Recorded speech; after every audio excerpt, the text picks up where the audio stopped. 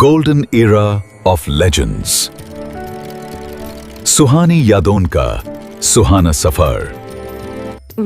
जरा कल्पना कीजिए, कोई इंसान लगातार 10 घंटे से काम कर रहा है। बाप रे, 10 घंटे? हाँ, और वो अपना काम पूरी तरह से सही कर रहा है, लेकिन किसी और की गलती की वजह से उसे वही काम बार बार एकदम शुरू से करना पड़ रहा है। ये तो किसी को भी परेशान कर देगा। बिल्कुल, पसीना बह रहा है, थकान से शरीर टूट रहा है और मतलब झुंझलाहट एकदम चरम पर है।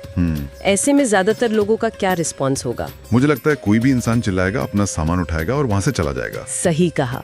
लेकिन आज की हमारी इस गहन चर्चा में हम एक ऐसी कहानी पर बात करने वाले हैं जहाँ एक महान कलाकार ने इस तरह की भयंकर थकावट और तनाव के बीच अपना आपा नहीं खोया। हाँ, ना सिर्फ अपना आपा खोने से इनकार किया, बल्कि कुछ ऐसा किया जिसने महीनों बाद एक पूरी फिल्म को फ्लॉप होने से बचा लिया। अरे वाह, ये तो बहुत दिलचस्प लग रहा है ना? में अभिनेता परीक्षित साहनी जी ने मोहम्मद रफी साहब के बारे में एक ऐसा खुलासा किया है जो गायकी के तकनीकी पहलू से बहुत आगे की बात करता है। मतलब सिर्फ सुरों की बात नहीं है यहाँ? बिल्कुल नहीं, ये उस छठी इंद्री की कहानी है जो एक कलाकार को समय से आगे देखने की ताकत देती है। ठीक है, चलिए इसे थोड़ा विस्तार से समझते हैं। जरूर। रफी साहब का नाम आते ही हमारे जहन में खिलौना जानकर तुम तो मेरा दिल जैसे ऊंचे सुरों वाले गाने आते हैं।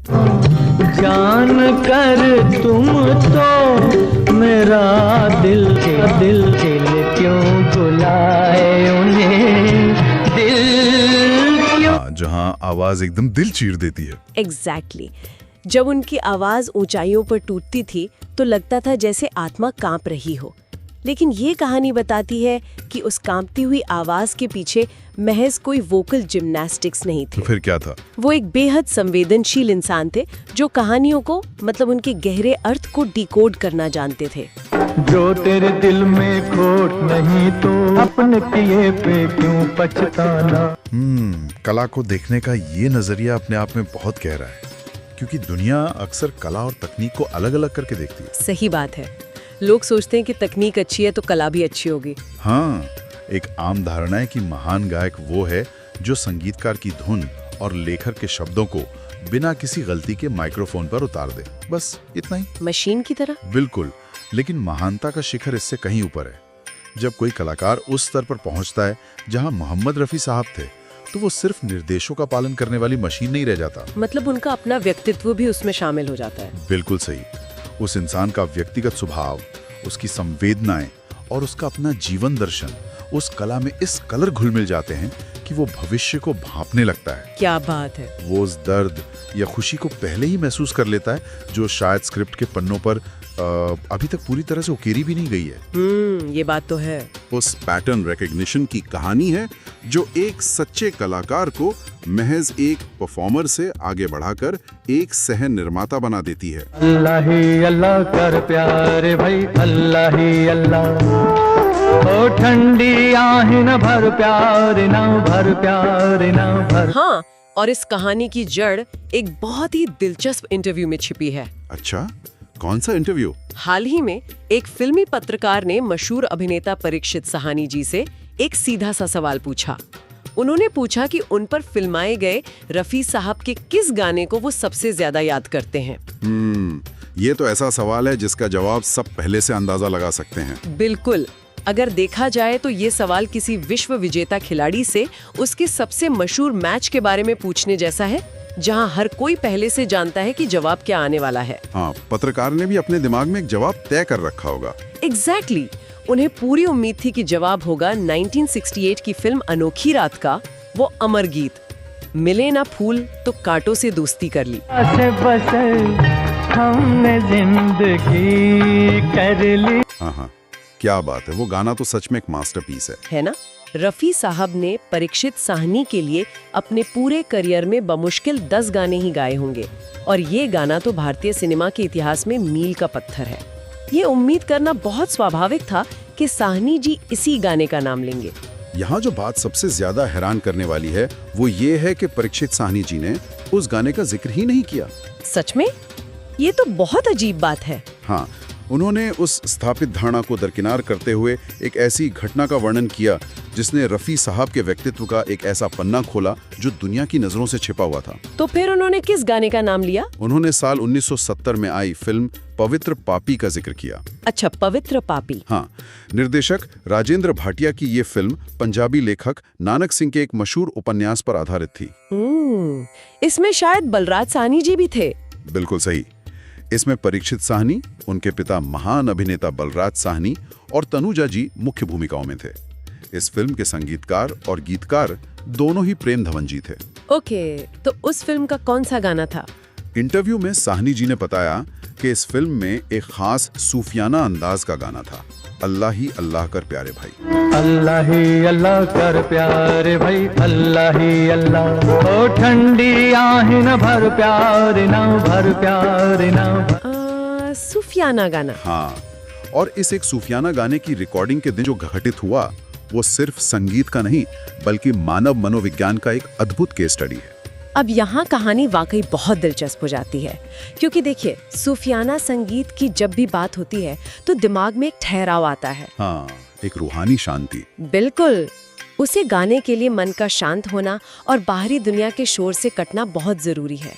लेकिन 1970 के दशक के रिकॉर्डिंग स्टूडियो का जो माहौल था वो ध्यान या शांति के बिल्कुल विपरीत था। हाँ, उस समय की तकनीक आज से बहुत अलग थी। वही तो, अगर ये इतना ही मुश्किल था तो रफ़ी साहब इतने शांत कैसे रह पाए? उस दौर में आज की तरह कोई डिजिटल सॉफ्टवेयर तो था नहीं। बिल्कुल नहीं। जहाँ एक लाइन गाकर आप ब्रेक ले लें और बाद में कट पेस्ट करके या ऑटो ट्यून के जरिए गाने को परफेक्ट बना लें। नहीं, 1970 के दशक में लाइव रिकॉर्डिंग हुआ करती थी।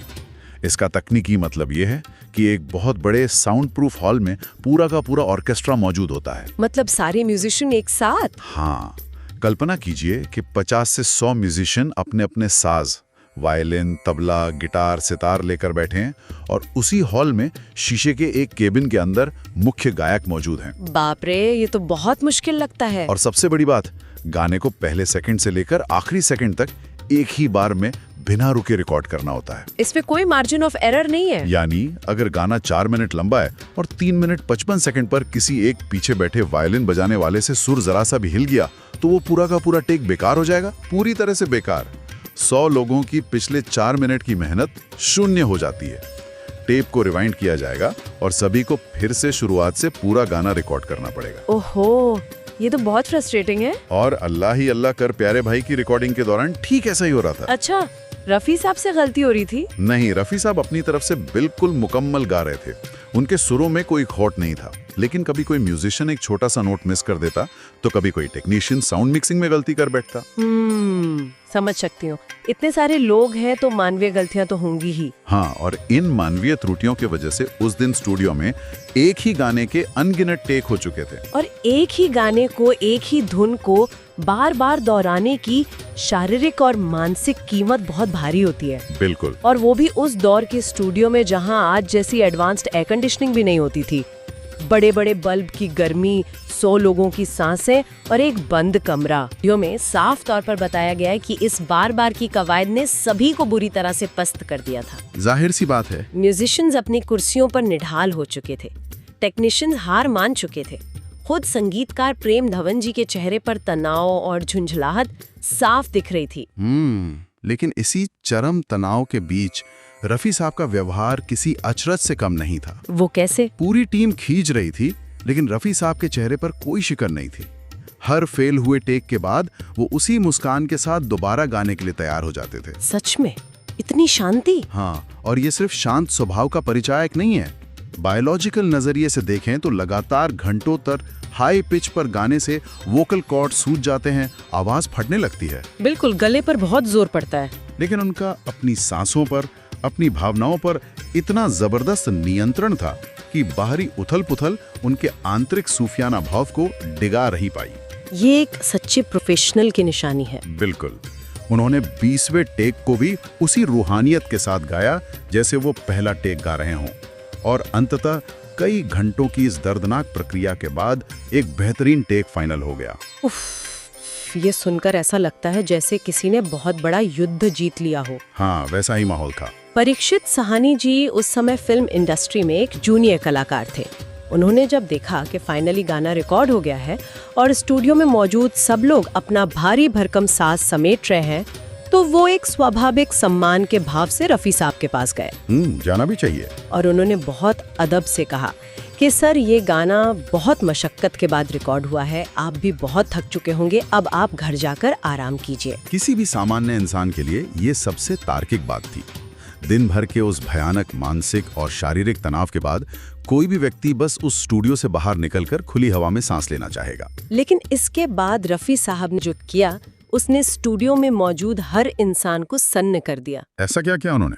रफ़ी साहब ने परीक्षित साहनी के कंधे पर हाथ रखा, एक हल्की सी मुस्कान दी और कहा, बरखुरदार, मैं इस गाने को एक बार सैड वर्जन में भी रिकॉर्ड करना चाहता हूँ। क्या थी? जैसे कि मिसाल के तौर पे वो अल्लाह ही अल्लाह कर प्यारे का गाना जब उन्होंने रिकॉर्ड कर लिया, और उस ज़माने में माफ़ कीजिएगा ये इलेक्ट्रॉनिक्स नहीं थे, पूरा ऑर्केस्ट्रा बैठा करता था 50-60 आदमियों का, और एक के बाद एक टेक आजकल तो टुकड़ों में होते हैं, एक पैराग्राफ गा लिया, एक लाइन गा ली और फिर बाद में उन्हें ज्वाइन करते हैं। उस ज़माने में पूरा गाना गाना पड़ता था शुरू से आखिर तक, और उसके मुझे याद है कोई 7-8 टेक हुए और वो काफ़ी थक गए थे, और आखिरी टेक तो बहुत कमाल का था वो। तो मैंने उनसे कहा, मैंने कहा बहुत बहुत शुक्रिया जनाब, बहुत आपने कमाल कर दिया, बहुत बढ़िया गाना गाया। मैं बड़ा जूनियर था, डर रहा था उनसे मेरे पिताजी भी साथ में थे। तो मैंने कहा जी पैकअप करो, बहुत बढ़िया हो गया। उसने कहा नहीं, उन्होंने फिर भी बजाय इसके कि वो थके हुए थे, उन्होंने कहा बेटे एक काम करो, यही गाना मैं एक उदास लहजे से गा देता हूँ। मैं एज ए डायरेक्टर मुझे समझ नहीं आ रही थी क्या कह रहे हैं, क्योंकि उसकी ज़रूरत नहीं थी मुझे फिल्म में। मैंने कहा गा दीजिए, और उन्होंने बहुत बड़ी एक दर्दनाक आवाज़ से एक बहुत बढ़िया ढंग से 2-4 पैराग्राफ्स गा दिए और हमने रख लिए वो। बाद में मुझे पता चला कि जो फिल्म के बहुत ही जो प्रभावशाली हिस्सा था, जिससे लोग बहुत ज़्यादा मुतासिर हुए, जहाँ बड़े मूव हो गए वो लोग, हमारे जो दर्शक थे, वो वही हिस्सा था जहाँ वही गाना जो उन्होंने उदास लहजे में गाया था वो हमने लगा के इस्तेमाल किया। जो तेरे दिल में खोट नहीं तो अपने किए पे क्यों पछताना। सैड वर्जन, इतनी थकान के बाद? हाँ, जरा इस बात की गंभीरता को समझिए। अगर मैं उस ऑर्केस्ट्रा का एक थका हुआ तबला वादक हूँ जिसकी उंगलियों में दर्द हो रहा है, और मुझे पता चले कि मुख्य गायक मजे के लिए या अपनी किसी धुन में उसी गाने को एक बार और गाना चाहता है, तो पक्का बगावत हो जाएगी। मैं तो पक्का बगावत कर दूं। आखिर वो लोग जो अपना सामान पैक कर चुके थे, वो भड़के क्यों नहीं? संगीतकार प्रेम धमन जी, जो खुद इतने तनाव में थे, उन्होंने इस अजीबोगरीब मांग को खारिज क्यों नहीं किया? तो इन सब का आखिर मतलब क्या है? ये एक बहुत ही महत्वपूर्ण सवाल खड़ा करता है, और ये बहुत ही जायज सवाल है कि वहाँ बगावत क्यों नहीं हुई। मुझे भी यही जानना है। इसका जवाब रफ़ी साहब के उस विशाल व्यक्तित्व और उनके प्रति लोगों के अगाध सम्मान में छिपा है, और साथ ही वहाँ मौजूद एक और महान शख्सियत के मूक समर्थन में। कौन महान शख्सियत? परीक्षित साहनी जी के पिता महान अभिनेता बलराज साहनी भी उस वक्त स्टूडियो में मौजूद थे। अच्छा, वो भी वहाँ थे? हाँ, जब प्रेम धवन और बाकी लोग इस मांग से भौचक के रह गए, तब बलराज साहनी ने कुछ कहा नहीं, बस अपनी आंखों के इशारे से प्रेम धवन जी को समझाया कि रफ़ी साहब जो कह रहे हैं उन्हें करने दिया जाए। हाँ, ये दो दिग्गजों के बीच का एक खामोश संवाद था जहाँ शब्दों की जरूरत नहीं थी। बलराज साहनी इस बात को गहराई से समझते थे कि अगर इस कदर थका हुआ रफ़ी जैसा गायक कुछ अतिरिक्त करना चाह रहा है तो उसके पीछे कोई बहुत ठोस कलात्मक कारण होगा। ये बात सोचने पर मजबूर करती है कि फिल्म की स्क्रिप्ट में किसी सैड वर्जन की कोई जरूरत नहीं थी। किसी ने रफ़ी साहब से ऐसा कुछ गाने को नहीं कहा था, और उन्हें इसके लिए कोई अलग से फीस भी तो नहीं मिल रही थी। बिल्कुल नहीं। तो फिर ये जिद क्यों? मेरा मतलब है, इसे सिर्फ छठी इंद्री या जादू कहकर तो खारिज नहीं किया जा सकता। इसके पीछे कोई तो विज्ञान, कोई तो मनोविज्ञान होगा, है ना? बिल्कुल है। ये कुछ वैसा ही है जैसे शतरंज का कोई ग्रैंड मास्टर बोर्ड को देखकर अचानक कह दे कि 15 चालों के बाद क्या होने वाला है। एकदम सही उदाहरण दिया आपने। वो कोई भविष्यवक्ता नहीं होता, बल्कि उसके दिमाग में इतने सारे मैच खेले होते हैं कि वो उस पैटर्न को पहचान लेता है जिसे आम लोग नहीं देख पाते। ये ग्रैंड मास्टर वाली एनालॉजी बिल्कुल सटीक बैठती है। इसे हम पैटर्न रिकग्निशन और अनुभव की आहट कह सकते हैं। एक महान कलाकार किसी कहानी को सिर्फ बाहरी तौर पर नहीं पढ़ता, उसका दिमाग उस नैरेटिव स्ट्रक्चर को डिकोड कर लेता है। मतलब उन्होंने गाने के शब्दों में कुछ देखा? हाँ, रफ़ी साहब ने अपने जीवन में हजारों गाने गाए थे, अनगिनत फिल्मों की कहानियों को जिया था। जब उन्होंने उस खुशी और सूफियाना भाव वाले गीत अल्लाह ही अल्लाह कर प्यारे भाई को बार बार गाया, तो उनके अवचेतन मन ने उस गीत के शब्दों की गहराई को पढ़ लिया। मैं समझ रही हूँ। भारतीय सिनेमा में ये एक स्थापित पैटर्न रहा है कि जब भी कोई किरदार किसी गहरी रूहानियत या उच्च आदर्श की बात करता है तो कहानी में आगे चलकर उसका एक ट्रैजिक फॉल यानी दुखद पतन भी आता है। हाँ, ऐसा अक्सर होता है फिल्मों में। रफी साहब का वो इंट्यूशन कोई जादुई शक्ति नहीं थी, बल्कि ये उनका वो अनुभव था जो उन्हें बता रहा था कि इन शब्दों के भीतर जो दार्शनिक गहराई है वो सिर्फ खुशी तक सीमित नहीं रह सकती। भविष्य में इन शब्दों को एक दर्द की चादर ओढ़नी ही पड़ेगी। और उस दर्द को महसूस करने के बाद का जो तकनीकी पहलू है वो भी कम हैरान करने वाला नहीं है। वो कैसे? देखिए, बिना किसी पूर्व सूचना के, बिना संगीतकारों के साथ नई रिहर्सल किए एक सूफियाना गाने को उदास गाने में बदलना एक बहुत बड़ी कलात्मक चुनौती है। हाँ, धुन तो वही रहती है। धुन वही है, साज वही है, लेकिन गायक को अपने भीतर के टेम्पो को धीमा करना पड़ता है। बांट ले दर्द किसी का जग में और यहाँ से क्या ले जाना। अपनी सांसों के ठहराव को बदलना पड़ता है ताकि आवाज में वो भारीपन, वो टूट ना सके जो किसी इंसान के अंदरूनी दर्द को बयां करती हो। ये तो बहुत मुश्किल काम है। और रफी साहब ने उस थका देने वाले माहौल में उसी ऑर्केस्ट्रा के साथ वो सैड वर्जन गाया। और सबसे बड़ी बात, वो सैड वर्जन सिर्फ एक ही टेक में फाइनल हो गया। क्या बात कर रही हैं? एक ही टेक में? जी हाँ। उस एक टेक के पूरा होते ही जैसे रफी साहब के भीतर की कोई बड़ी बेचैनी शांत हो गई हो। बिना किसी मेहनताने की बात किए, चेहरे पर एक गहरी संतुष्टि लिए रफी साहब स्टूडियो से चले गए। उन्होंने अपना काम कर दिया था। बिल्कुल, उन्होंने अपनी उस दूरदर्शिता की आवाज सुनी और उसे हमेशा के लिए मैग्नेटिक टेप पर दर्ज करवा दिया। लेकिन असली चुनौती तो अब शुरू होने वाली थी। वो क्या थी? क्योंकि उस सैड वर्जन को एक डिब्बे में बंद करके रख दिया गया। फिल्म की पूरी यूनिट के लिए वो महज एक गायक की भावनात्मक जिद से ज्यादा कुछ नहीं था। किसी को पता नहीं था कि इसका इस्तेमाल कहाँ होगा या होगा भी या नहीं। ये तो होता ही है। फिल्म निर्माण की प्रक्रिया बहुत लंबी होती है। शूटिंग आगे बढ़े, अलग अलग लोकेशंस पर अलग अलग कैमरा एंगल से विजुअल शूट किए गए। हाँ, महीनों का काम होता है। महीनों की मेहनत के बाद जब कैमरे बंद हुए तब वो समय आया जो किसी भी फिल्म की किस्मत तय करता है, संपादन की मेज यानी एडिटिंग टेबल। बिल्कुल, वहीं सब कुछ जुड़ता है। यही वो जगह होती है जहां एक निर्देशक ये तय करता है कि कागज पर लिखी गई कहानी और शूट किए गए विजुअल्स मिलकर दर्शकों के दिल तक पहुंच पाएंगे या नहीं। और यहीं पर कहानी में एक नया मोड़ आता है। संपादन के मेज पर जब निर्देशक राजेंद्र भाटिया फिल्म के एक बहुत ही महत्वपूर्ण हिस्से को एडिट कर रहे थे, तब उनके सामने एक दीवार आ गई। कैसे दीवार? कहानी में एक ऐसा मोड़ आ चुका था जहां मुख्य किरदार की दुनिया बिखर रही थी। वो अंदर से टूट चुका था, लेकिन समाज के सामने उसे एक झूठी मुस्कान बनाए रखनी थी। स्क्रीन पर अभिनेता का चेहरा दिख रहा था, लेकिन उस विजुअल में वो गहराई महसूस नहीं हो रही थी जो दर्शकों की आंखों में आंसू ला सके। ये सिनेमा का एक कड़वा सच है। हाँ, सिर्फ चेहरे के भाव कभी-कभी एक टूटे हुए इंसान की पूरी ट्रेजेडी को नहीं समझा सकते। उसके लिए एक ऐसे बैकग्राउंड स्कोर की जरूरत होती है जो उस इंसान के मन के भीतर चल रहे तूफान को दर्शकों के कानों तक पहुंचा दे। एकदम सही कहा आपने। और यहीं पर निर्देशक को एक दर्द भरे गाने की, एक सैड सॉन्ग की बहुत भारी कमी महसूस हुई। मैं कल्पना कर सकती हूँ कि उस एडिटिंग रूम का माहौल कैसा रहा होगा। फिल्म लगभग पूरी हो चुकी है, बजट खत्म होने को है, और अचानक ये एहसास होना कि फिल्म का सबसे नाजुक मोड़ बिना एक सही गाने के अधूरा है। पसीने छूट गए होंगे सबके। बिल्कुल, एक नया गाना लिखवाना, संगीत तैयार करवाना, फिर से रिकॉर्डिंग करना, ये सब बहुत खर्चीला और समय लेने वाला काम था। और तब अचानक उस अंधेरे एडिटिंग रूम में किसी के दिमाग में एक बिजली सी कौंधी। उन्हें रफी साहब का वो डिब्बे में बंद सैड वर्जन याद आ गया। वही सैड वर्जन जिसे रफी साहब ने अपनी जिद पर रिकॉर्ड करवाया था। हाँ, वो गाना जिसे महीनों पहले बिना किसी कारण के, बिना किसी जरूरत के, महज रफी साहब के इंट्यूशन के आधार पर रिकॉर्ड किया गया था। क्योंकि इस फिल्म के विजुअल्स को पहले से ही कई एंगल से शूट किया गया था, इसलिए एडिटर के पास फुटेज की कोई कमी नहीं थी। एडिटिंग रूम का गणित बहुत दिलचस्प होता है ना। बिल्कुल, जब आप एक ही विजुअल के पीछे का ऑडियो बदल देते हैं तो उस विजुअल का पूरा अर्थ ही बदल जाता है।